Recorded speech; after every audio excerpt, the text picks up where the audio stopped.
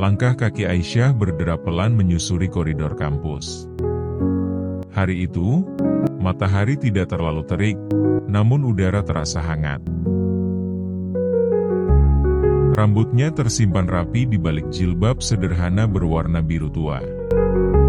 Ia tidak suka berlebihan, tidak pula terlalu menonjol. Namun entah mengapa, keanggunan dalam kesederhanaan itu selalu membuat orang memandangnya dua kali.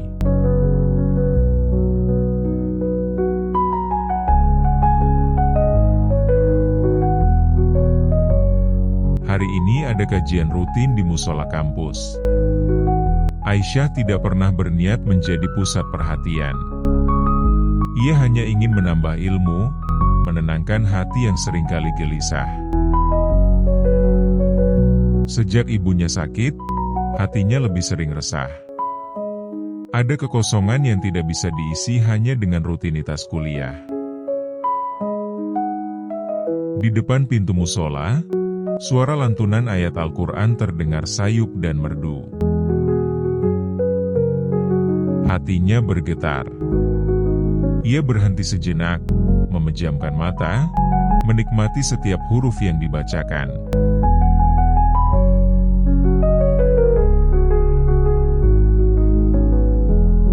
Sesungguhnya, Al-Quran ini memberi petunjuk kepada jalan yang paling lurus.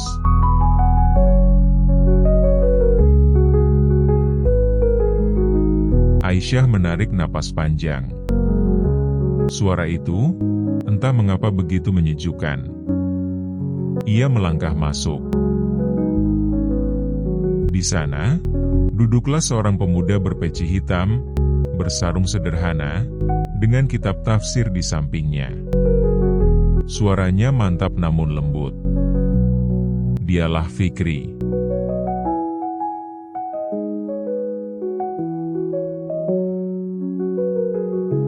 Fikri tidak banyak dikenal sebagai mahasiswa populer. Ia bukan ketua organisasi besar, bukan pula bintang kelas. Tapi bagi sebagian orang, ia adalah teladan. Aktivis masjid yang wajahnya selalu bersinar tenang. Mata Aisyah sempat bertemu dengan mata Fikri sekejap. Hanya sepersekian detik. Namun cukup untuk membuat jantungnya berdegup lebih kencang. Ia buru-buru menunduk, mencari tempat duduk di barisan belakang. Fikri melanjutkan bacaannya, lalu menutupnya dengan doa. Setelah itu, ia menatap para jamaah yang ada di musola itu. Teman-teman, mari kita selalu ingat, dunia ini hanya sebentar.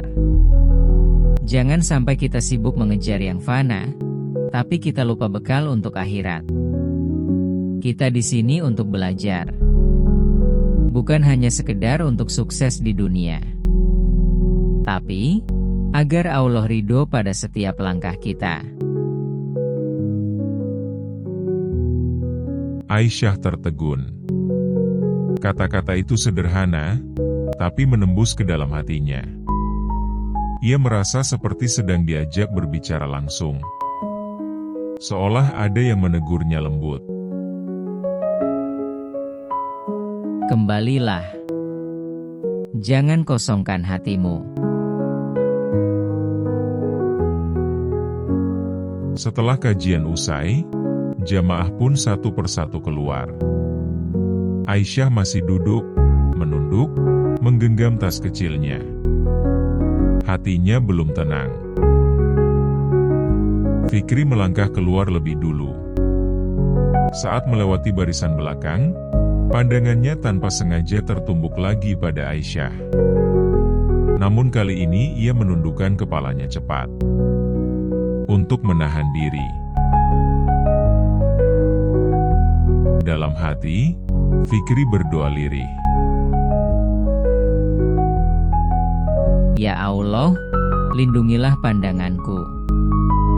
Jika ada sesuatu di balik pertemuan ini, maka Engkaulah yang lebih tahu. Jangan biarkan hatiku mendahului takdir-Mu.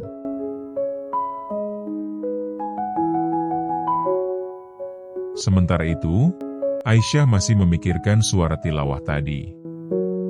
Ia menatap pintu musola yang baru saja dilewati Fikri.